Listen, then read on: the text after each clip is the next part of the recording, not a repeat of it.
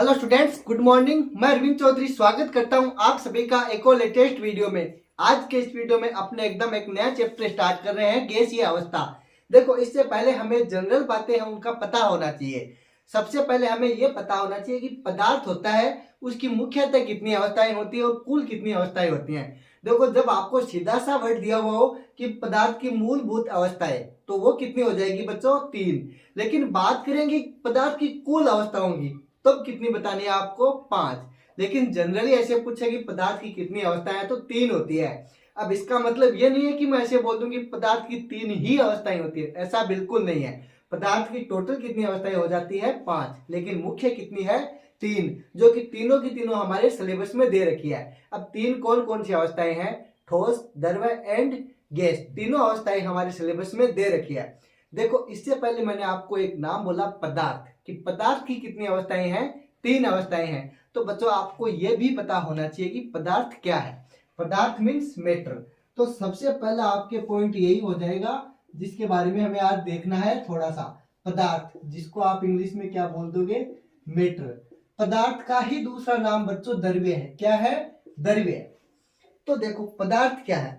पदार्थ हर एक वो वस्तु है जो स्थान घेरती है और उसका कुछ ना कुछ द्रव्यमान होता है। मतलब क्या होगा? स्पेस ऑक्यूपाई करे और उसका मास कुछ ना कुछ हो जाए, वो चीज क्या कहलाती है? अपने पदार्थ कहलाती है, मैटर कहलाती है। अब आपको ये पता होना चाहिए कि कौन कौन सी वस्तुएं पदार्थ है, कौन कौन सी नहीं है। देखो, इसका सिंपल सा मतलब आपको मैं समझा दूं। आपके चारों तरफ या आपको जो भी वस्तु दिखाई दे रही है, वो सारी की सारी क्या है? पदार्थ है। तो बताओ सर, अभी आप ऐसे बोलोगे कि सर हमें हवा है, वो दिखाई नहीं दे रही, क्या वो पदार्थ है? देखो, उससे पहले आपके दिमाग में ये भी आना चाहिए, क्या हवा एयर है, वायु है, वो स्थान घेरती है? आप बोलोगे सर बिल्कुल स्थान तो घेरती है।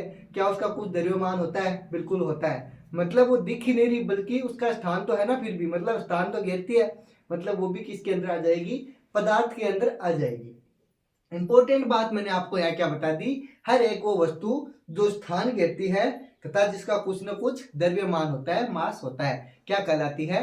पदार्थ कहलाती है। तो सारी की सारी वस्तुएं क्या है? पदार्थ है। अब पदार्थ कौन सी वस्तु नहीं है, ये भी आप लोगों को पता होना चाहिए। जैसे कि मैं आपको बोलूंगी, आपके मन के जो थॉट्स हैं, थॉट्स मतलब सोच विचार है आपका। ऐसा नहीं कि जिस वस्तु के बारे में सोच रहे हो उसकी बात नहीं कर रहा मैं। बात मैं किसकी कर रहा हूं? जो आपके मन में विचार चल रहे हैं, क्या उनका कुछ द्रव्यमान है? क्या वो स्थान घेर रहे हैं? आप बोलोगे नहीं सर, लेकिन वो चीज जरूर घेरी है। जैसे मैं इस पेन के बारे में सोचूंगा, तो पेन का तो कुछ ना कुछ द्रव्यमान भी है, मार्कर का कुछ ना कुछ द्रव्यमान भी है, स्थान भी घेरा है। लेकिन इसके बारे में जो मेरे दिमाग में इमेज बनी है, जो मैंने उसके बारे में सोचा है, इमेजिनेशन किया है, उसका कुछ ना कुछ न तो द्रव्यमान है, न उसका कोई स्थान घेरा है। मतलब वो क्या है? हमारे थॉट्स वगैरह है, ये सारी की सारी क्या हो जाएगी बच्चों? अपने पदार्थ के अंदर नहीं आएगी, है ना। आगे मैं आपको सब कुछ बताने वाला हूँ, एकदम टेंशन बिल्कुल नहीं लेनी। तो पदार्थ की आप डेफिनेशन क्या लिख लोगे? छोटी सी, हर एक वो वस्तु जो क्या करती है? स्थान घेरती है। प्लस में क्या है? स्थान घेरेगी तो उसका कुछ ना कुछ क्या हो जाएगा? द्रव्यमान हो जाएगा। बस इतना सा कर लो, आपका काम हो जाएगा। पूरी लाइन में लिखना चाहो तो क्या लिख दोगे? हर एक वो वस्तु जो स्थान घेरती है तथा उसका कुछ न कुछ द्रव्यमान होता है, क्या कहलाती है? पदार्थ कहलाती है। यहाँ पे बात आ जाती है पदार्थ की अवस्थाओं की, स्टेट्स ऑफ मैटर। तो यहाँ पे पदार्थ की मूलभूत 3 अवस्थाएं आ जाएगी। फंडामेंटल स्टेट्स ऑफ मैटर कितनी हो जाएगी बच्चों? 3 हो जाएगी। 3 कौन कौन सी? सबसे पहले जैसे अपने ठोस, उसके बाद में द्रव्य, लास्ट में गैस। तो ये तीनों अवस्थाएं हम पढ़ेंगे। उसके बाद में मैंने आपको बताया पदार्थ की कुल अवस्थाएं कितनी हो जाएगी, तो आप बोल दोगे सर 5 हो जाएगी। कुल का नाम आए तब कितनी? 5। मुख्यतः या सामान्यतः कितनी है? 3। तो 5 कौन कौन सी हो जाएगी? देखो, ठोस, द्रव्य, गैस तो ये है ही है। चौथी अपने प्लाज्मा हो जाती है। पांचवी अपने बोस आइंस्टीन अवस्था हो जाती है। अगली बात समझ में, जिसको आप शॉर्टकट में क्या लिख दोगे? बीईसी, बोस आइंस्टीन कंडेंसेट, है ना, कंडेंसेट, ये हो जाएगी अपने कंडेंसेशन। तो ये 5 अवस्थाएं आपको नाम पता होना चाहिए, सिलेबस में अपने नहीं है। तो सबसे पहले यहाँ पे क्या लिखोगे? पदार्थ हो गया, उसके बाद में पदार्थ की अवस्थाएं, स्टेट्स ऑफ मैटर। तो डायरेक्ट आप इंग्लिश में आप लिख लो, हिंदी में मैं बता देता हूँ, है ना। पदार्थ की अवस्थाएं, अगली हेडिंग क्या है? पदार्थ की मूल अवस्थाएं या फिर अवस्थाएं। तो यहाँ पे क्या हो जाएगा? पदार्थ की मूल अवस्थाएं कितनी हो जाएगी बच्चों? 3 हो जाएगी। 3 कौन कौन सी हो जाएगी? Solid, liquid and gas. तो पदार्थ की मूल अवस्थाएं, फंडामेंटल स्टेट्स ऑफ मैटर। आपने हेडिंग डाली फंडामेंटल स्टेट्स ऑफ मैटर। कितनी हो जाएगी मूलभूत अवस्थाएं? कितनी हो जाएगी? 3 हो जाएगी। कितनी हो जाएगी? 3 स्टेट्स ऑफ मैटर। तो 3 अवस्थाएं हो जाएगी। कौन कौन सी हो जाएगी? देखो सबसे पहले मैं आपको बताऊं, जैसे आप बोल दोगे सर ठोस हो जाएगी, उसके बाद आप बोल दोगे सर द्रव हो जाएगी, उसके बाद में क्या बोल दोगे? गैस बोल दोगे। तो तीनों के नाम आप लिख लो। ठोस जिसको आप क्या बोल दोगे? सॉलिड। ऐसे उसके बाद में द्रव जिसको आप क्या बोल दोगे बच्चों? लिक्विड। क्या बोल दोगे? लिक्विड। सबसे लास्ट में क्या हो जाएगी? गैस। तो ये तीनों अवस्थाएं हैं जिनके बारे में आपको हमें पढ़ना है। तो आज का चैप्टर हमारा कौन सा हो जाएगा बच्चों? किसके बारे में पढ़ लेंगे? हम गैस से स्टार्ट कर लेंगे, उसके बाद में द्रव, लास्ट में ठोस पढ़ लेंगे, ठीक है। उसके बाद में ये तो मूल अवस्थाएं हो गई। उसके बाद में अगला क्वेश्चन मैंने क्या बताया? पदार्थ की कुल अवस्थाएं कितनी बता दी? 5 बता दी, जिनका भी मैं आपको नाम लिखा देता हूं। तो पदार्थ की कुल अवस्थाएं, पदार्थ की कुल टोटल कुल 5 अवस्थाएं हैं। कितनी? 5। कितनी हो जाएगी बच्चों? 5। कितनी? 5 कुल 5 अवस्थाएं। अब सही दिख रहा है? कुल 5 अवस्थाएं कौन कौन सी? 5 मैंने जस्ट अभी आपको बताई है। तो पांचों अवस्थाओं के क्या कर लेंगे? नाम लिख लेंगे। सबसे पहले ठोस, उसके बाद में द्रव, उसके बाद में गैस, उसके बाद में प्लाज्मा। कौन सा? प्लाज्मा। लास्ट में बोस आइंस्टीन, है ना, जिसको आप शॉर्टकट में क्या बोल दोगे? बीईसी, है ना। शॉर्टकट में क्या लिख दोगे? बीईसी। तो इसको बोस आइंस्टीन कंडेंसेट बोल दोगे, है ना, बोस आइंस्टीन कंडेंसेट। तो ये पांचों अवस्थाएं हो जाएगी। यहाँ तक आप लोगों के समझ में आ गया, है ना। आप इसका स्क्रीनशॉट ले सकते हो। उसके बाद में आगे चलते हैं। उसके बाद में क्या करेंगे? गैस अवस्था है उसको स्टार्ट करेंगे, गैसियस स्टेट को, है ना। छाप लिया? हाँ, छाप लिया ना। चलो इरेज कर देते हैं। अगली हेडिंग क्या डाल दो? गैसीय अवस्था। कौन सी? पदार्थ की पहली अवस्था है, किसकी बात करेंगे हम? गैसीय अवस्था की बात करेंगे। हमारा चैप्टर भी कौन सा हो जाएगा? गैसियस स्टेट हो जाएगा। आप हेडिंग डालो गैसीय अवस्था। उसके बाद में कंटिन्यू करते हैं। हाँ, अपने 4 चैप्टर कंप्लीट हो चुके हैं अभी तक। अगर आपने नहीं देखे हैं तो प्लेलिस्ट आपको मिल जाएगी, आप प्लेलिस्ट में जाके चेक कर सकते हो ना। पूरा का पूरा कोर्स आपको फ्री ऑफ कॉस्ट मिलने वाला है, तो बिल्कुल टेंशन नहीं लेनी, आपका जल्द ही पूरा सिलेबस हो जाएगा। गैसीय अवस्था, गैसियस स्टेट, इसकी बात चल रही है। गैसियस स्टेट की बात चल रही है।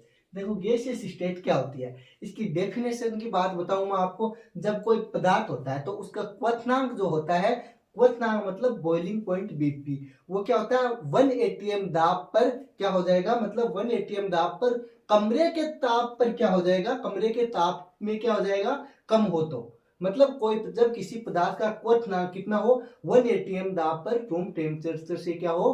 कम हो, कमरे के ताप से क्या हो? कम हो। तो वो कौन सी अवस्था में हो जाएगा बच्चों? गैसियस स्टेट में हो जाएगा, गैसीय अवस्था में हो जाएगा। आगे बात समझ में। सिंपल सी लाइन क्या लिख देनी है? जब किसी पदार्थ का क्वथनांक अर्थात बॉइलिंग पॉइंट क्या हो? 1 atm दाब पर, कितने? 1 atm प्रेशर पर कितना हो जाए? रूम टेम्परेचर के ताप से भी कम हो जाए तो क्या हो जाएगा? वो द्रव अवस्था के, सॉरी, गैसीय अवस्था के अंदर आ जाएगा। ये इंपॉर्टेंट लाइन हो जाती है। उसके बाद में जैसे अपने तीनों अवस्थाएं हैं, इनमें सबसे सरल जो अवस्था होती है वो गैसीय अवस्था ही होती है। मतलब पदार्थ की जो सबसे सरलतम अवस्था है कौन सी है? गैसीय अवस्था ही है। उसके बाद में एक इंपॉर्टेंट क्वेश्चन आ जाता है अपने आवर्त सारणी के अंदर। जो आवर्त सारणी है उसमें 118 तत्व हैं, उनके अंदर कितने तत्व हैं जो गैसीय अवस्था में पाए जाते हैं? बहुत ही इंपॉर्टेंट है, बहुत बार ये क्वेश्चन डायरेक्ट आया हुआ है। तो बच्चों 11 तत्व ऐसे हैं जो अपने कमरे के ताप पर गैसीय अवस्था में पाए जाते हैं। इंपॉर्टेंट लाइन है। कौन कौन से? सबसे पहले आप हाइड्रोजन देखते हो, उसके बाद में नाइट्रोजन, ऑक्सीजन, ऐसे फ्लोरीन, क्लोरीन, हीलियम, नियोन, ऐसे आर्गन, क्रिप्टोन, जिनोन, रेडोन, मतलब 18 ग्रुप तो सारा ही आ गया। उसके बाद में जैसे आप लेफ्ट टू राइट जाते हो ना, हाइड्रोजन, नाइट्रोजन, ऑक्सीजन, ये सारे के सारे कितने हैं? मैंने जो 11 बताए हैं नाम, सारे के सारे किसमें होते हैं? गैसीय अवस्था में होते हैं। तो मैं 1 बाय 1 आपको लिखा देता हूं, आप लिखो, है ना। गैसीय अवस्था कब? जब कोई पदार्थ है, कौन सा? जब किसी पदार्थ का, है ना, तो ये बात लिखोगे आप शॉर्टकट में, पदार्थ का क्वथनांक। क्या लिखोगे बच्चों? क्वथनांक को क्या बोल दोगे? Melting point, sorry melting point नहीं, बॉइलिंग पॉइंट है ना, बीपी, बॉइलिंग पॉइंट। क्या? पदार्थ का क्वथनांक क्या? 1 atm दाब पर, किसी पदार्थ का ना, पदार्थ का क्वथनांक 1 atm एटमॉस्फेरिक प्रेशर है ना, एटीएम दाब पर, इसको आप एटीएम लिख लो है ना शॉर्टकट में। 1 atm कितना? 1 atm दाब पर क्या हो जाएगा अपने रूम टेम्परेचर पर, 1 atm दाब पर कमरे के, जब किसी पदार्थ का क्वथनांक 1 atm दाब पर कमरे के ताप से, कमरे के ताप का मतलब क्या हो गया? At room temperature. किसकी बात चल रही है? रूम टेम्परेचर की बात चल रही है ना। तो क्या हो जाएगा? पर कमरे के ताप से क्या हो जाए? कम हो जाए है ना, ताप से कम, ताप पर अगर कम ताप हो जाएगा मतलब कमरे के ताप से कम हो तो वह क्या हो जाएगा? गैसीय स्टेट में आ जाएगा, गैसीय अवस्था में आ जाएगा। कम ताप पर वह पदार्थ किस में आ जाएगा? गैसीय अवस्था में आ जाएगा। ताप पर वह पदार्थ किस में आ जाएगा? गैसीय अवस्था, गैसीय स्टेट में आ जाएगा। आगे बात समझ में, गैसीय अवस्था में आ जाता है, इंपॉर्टेंट बात है। आपको कितना याद रखना है? रूम टेम्परेचर पे होना चाहिए और उसका क्वथनांक क्या होना चाहिए? 1 atm दाब से कम होना चाहिए, 1 atm होना चाहिए, तो 1 atm दाब के ऊपर। आगे बात समझ में। उसके बाद में अगली इंपॉर्टेंट लाइन क्या आ जाती है? पदार्थ की सबसे सरलतम अवस्था कौन है बच्चों? गैसीय अवस्था है। कौन सी? पदार्थ की सबसे सरल अवस्था है ना, कौन सी? गैसीय अवस्था। इंपॉर्टेंट लाइन आ जाती है, पदार्थ की सबसे, पदार्थ का ही दूसरा नाम क्या है? द्रव्य है, द्रव्य, द्रव्य नहीं द्रव्य, द्रव्य अलग है, लिक्विड है, द्रव्य क्या है? मैटर। इंग्लिश में क्या बोल दोगे आप इसको? मैटर, ठीक है। हाँ, पदार्थ की सबसे सरलतम अवस्था, सबसे सरल अवस्था कौन सी है बच्चों? गैसीय अवस्था है। कौन सी है? गैसीय अवस्था है, गैसीय स्टेट है, गैसीय स्टेट है। यहां तक आप लोगों के बात समझ में आ गई। अगला इंपॉर्टेंट पॉइंट मैंने क्या बताया? आवर्त सारणी में कितने तत्व हैं जो अपने इसके अंदर गैसीय अवस्था के अंदर है? तो सामान्य अवस्था में मतलब कमरे के ताप पर कितने तत्व ऐसे हैं जो गैसीय अवस्था में पाए जाते हैं? 11 तत्व हैं। तो मैंने आपको अभी बताया है ना, आवर्त सारणी में, पीरियोडिक टेबल में ना, आवर्त सारणी में सामान्य अवस्था में, कौन सी अवस्था में? सामान्य अवस्था में। ऐसे नहीं कि आप टेम्परेचर कम कर दो या ज्यादा कर दो, कमरे के ताप पर होना चाहिए है ना, सीधा सा मतलब ये हुआ। और कमरे का ताप कितना होता है बच्चों? कमरे का ताप अपने 25 डिग्री सेंटीग्रेड होता है। अभी बात समझ में। आवर्त सारणी में सामान्य अवस्था, आवर्त सारणी में सामान्य अवस्था में कितने? 11 तत्व है। कितने बच्चों? 11 तत्व कौन सी अवस्था में पाए जाते हैं? गैसीय अवस्था में प्रेजेंट होते हैं। किसमें? गैसीय अवस्था में पाए जाते हैं। इंपॉर्टेंट लाइन है, कौन कौन से आ जाते हैं? सबसे पहले जैसे बात करें ये 11 कौन कौन से हो जाएंगे, सारे मैं 1 बाय 1 आपको लिखा देता हूँ है ना। 11 है, कौन कौन से हैं सारों के नाम लिख लो ना। ये 11 तत्व कौन कौन से हो जाएंगे? हाइड्रोजन हो जाएगा, नाइट्रोजन हो जाएगा, ऑक्सीजन हो जाएगा, फ्लोरीन हो जाएगा है ना, फ्लोरीन हो जाएगा, क्लोरीन हो जाएगा, नियोन हो जाएगा। उसके बाद जैसे आर्गन, क्रिप्टोन सारे के सारे इसके अंदर आ जाएंगे है ना। नियोन, आर्गन, क्रिप्टोन, जिनोन और रेडोन हो गए सारे। 1 2 3 4 5 6 7 8 9 10 कौन कौन सा बच गया? Hydrogen, nitrogen, oxygen, fluorine, neon, जियोन, क्रिप्टोन सारे हो गए। कौन सा बच गया? हाइड्रोजन। अच्छा सॉरी, लास्ट में एक हीलियम बच गया है ना। कौन सा बच गया? हीलियम, जो कि अपने सेकंड नंबर पे आ जाता है ना, लिख लो है ना। यहाँ तक आप लोगों की बात समझ में आ गई। तो ये कौन से हो गए? टोटल 11 तत्व हो गए। कौन से? जो गैसीय अवस्था में पाए जाते हैं सामान्य अवस्था के अंदर। यहाँ तक आप लोगों की बात समझ में आ गई है ना। उसके बाद में देखो इंपॉर्टेंट बात आ जाती है, physical properties of gaseous state है, मतलब गैसीय अवस्था के जो भौतिक गुण है वो कौन कौन से हैं। तत्व की अवस्था किस प्रकार की पाई जाती है, बाहर से देखने पे ये किस प्रकार के दिखते हैं, ये सारी की सारी चीजें आपको पता होना चाहिए।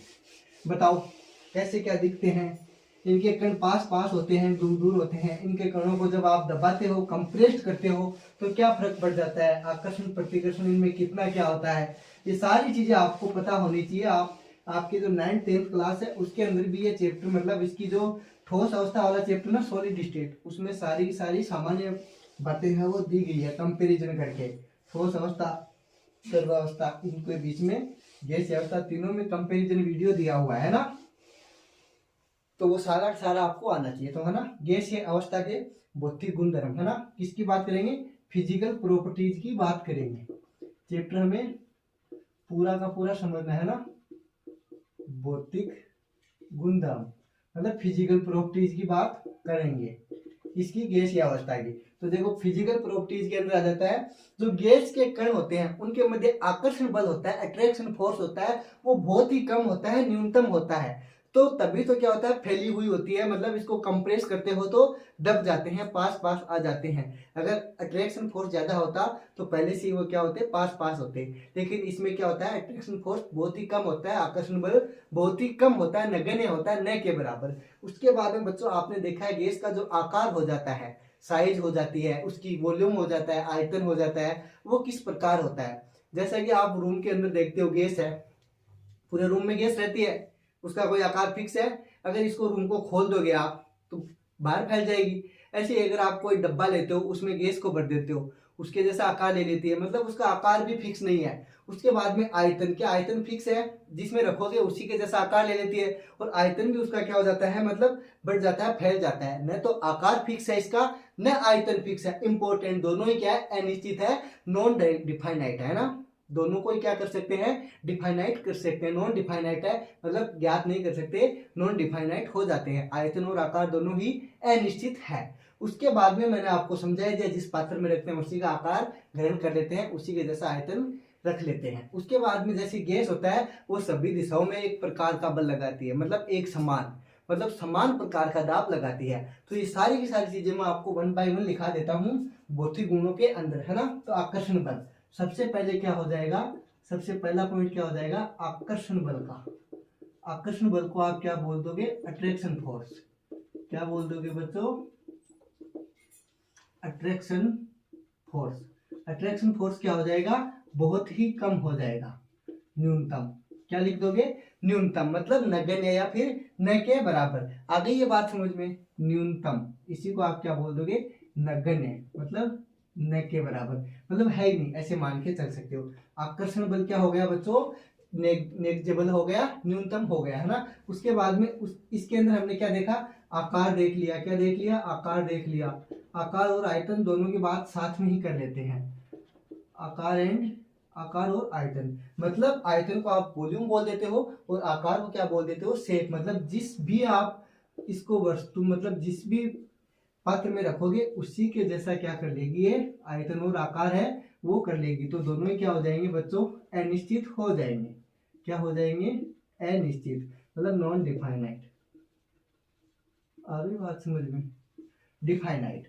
तो यहाँ पे अपने क्या हो जाता है, ये सारे दोनों ही क्या हो जाते हैं, नॉन डिफाइनाइट हो जाते हैं। उसके बाद में आयतन हो गया, आकार हो गया। आगे बात करें, जैसे इसके अंदर जैसे गैस होता है, वो सभी दिशाओं में क्या होती है, समान दाब लगाती है, मतलब एक प्रकार से प्रेशर लगाती है ना।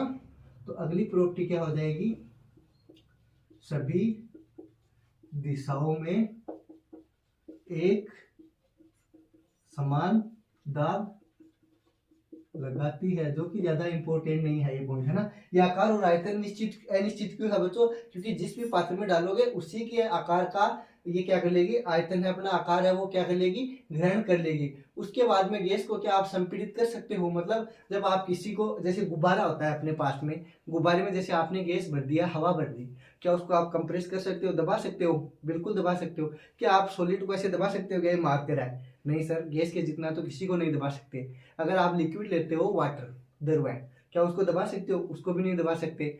तो हमारे बात ये समझ में आ गई कि जो गैस के जो कण हैं वो बहुत दूर होते हैं, तो उनको दबाना मतलब अति संपीड़ित कर सकते हैं, दबा सकते हैं, पास पास ला सकते हैं। तो इसमें संपीड़ितता है वो बहुत ही ज्यादा पाई जाती है, हाईली कंप्रेसिबल होते हैं ये बात इंपॉर्टेंट हो जाती है। इसके अंदर क्या हो जाएगा, अगला गुण अति संपीड्य।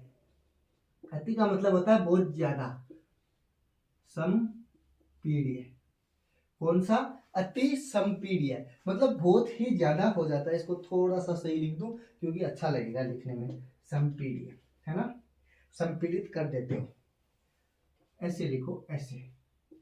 ये अलंत है ना, हलंत बोलते हो क्या अपने संस्कृत के अंदर, आपने बहुत देखा है। अति संपीड्य मतलब हाईली कंप्रेसिबल, क्या कर सकते हो? हाईली कंप्रेसिबल कर सकते हो, बहुत ही ज्यादा दबा सकते हो ना। COMPRESSIBL है ना, आप लिख लेना। उसके बाद में दाब लगाने पे क्या होता है? आयतन को कमी आ जाएगी, सीधी सी बात यही तो है। मतलब आयतन अनिश्चित था ना, इसीलिए वो बात मैंने आपको यहाँ बता दी। दोनों क्या हो जाते हैं? अनिश्चित। उसके बाद में देखो, जैसे आप कोई गैस अवस्था में होता है कोई पदार्थ, उसको आप क्या करते हो? कंप्रेस करते जाते हो, दबाते जाते हो, तो उनके कण है, पार्टिकल्स हैं, वो क्या हो जाएंगे? पास पास आ जाएंगे। मतलब उनके बीच में डिस्टेंस है, दूरी क्या है? कम हो जाएगी। कम हो जाएगी तो उनकी अवस्था है वो भी क्या हो जाएगी? परिवर्तित हो जाएगी। मतलब जैसे कोई पेट्रोलियम गैस होती है, अपने CNG गैस वगैरह, उनको आप दबाते जाते हो तो क्या हो जाता है? वो कंप्रेस हो जाती है, मतलब संपीड़न करते हैं तो। और जैसे पेट्रोलियम गैस है वो LPG में चेंज हो जाती है। ऐसे ही आपने ड्राई आइस का नाम सुना होगा, मतलब अपने ठोस CO2 है उसका, तो वो भी सेम इसी का उदाहरण हो जाएगा। तो आपको मैं समझा दूंगा आगे, ये बात समझ में आ गई। दबा के इसकी अवस्था है उसको क्या किया जा सकता है? चेंज। ये बात मैंने आपको समझाई है ना। एग्जाम्पल के तौर पे मैंने आपको क्या बता दिया? पेट्रोलियम गैस है, उसको दबाओगे, कंप्रेशन करोगे उसके ऊपर, तो क्या आ जाएगी? LPG में चेंज हो जाएगी। ऐसे CO2 गैस है, उस पर आप दाब लगाओगे तो वो ठोस CO2 मतलब सॉलिड अपने CO2 में चेंज हो जाएगी, जिसका नाम क्या है? शुष्क बर्फ, ड्राई आइस आप बोल देते हो, है ना। ये इंपॉर्टेंट बात है, आपकी ये चीज समझ में आ गई होगी, है ना। मैंने सारा आपको समझा दिया। उसके बाद में जैसे आगे बात में, ठोस होता है, द्रव होता है, उनकी तुलना में गैसों का घनत्व है, उसके बारे में इंपॉर्टेंट बात आ जाती है। घनत्व का मतलब क्या होता है बच्चों? देखो, एक कोई पर्टिकुलर जगह है, मतलब उसके अंदर जितने परमाणु ज्यादा होंगे उसका घनत्व उतना ही ज्यादा होगा। आ गई बात समझ में। ठोस है, उसमें जो पार्टिकल्स हैं, कण हैं, वो बहुत पास पास में, मतलब कम जगह में बहुत ज्यादा पार्टिकल्स हैं, मतलब उसका घनत्व ज्यादा हो जाएगा। गैस में थोड़ा सा, मतलब सॉरी, द्रव में, लिक्विड में क्या हो जाएगा?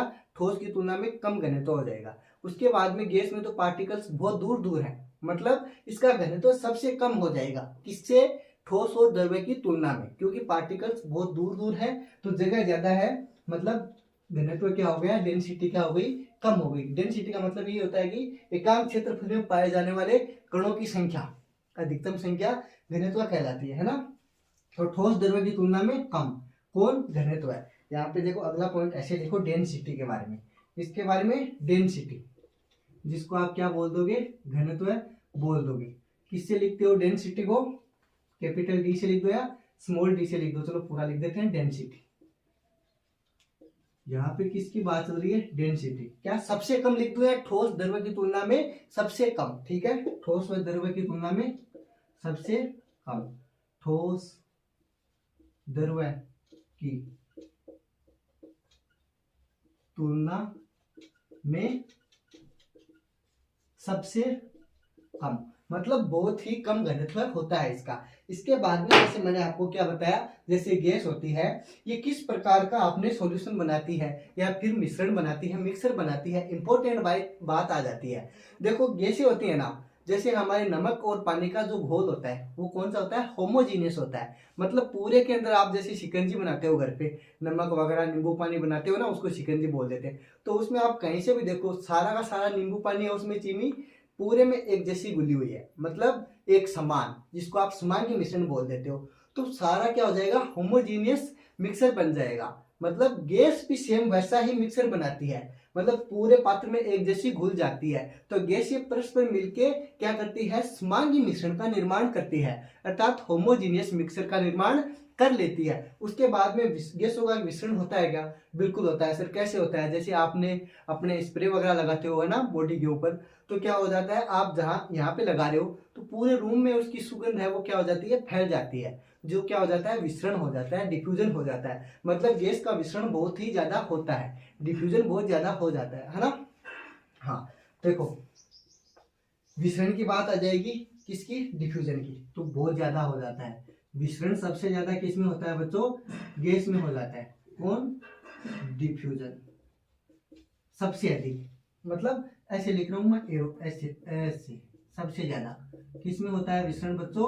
गैस के अंदर हो जाता है विसरण, डिफ्यूजन। तीव्र है ना, इसका मतलब क्या हो गया?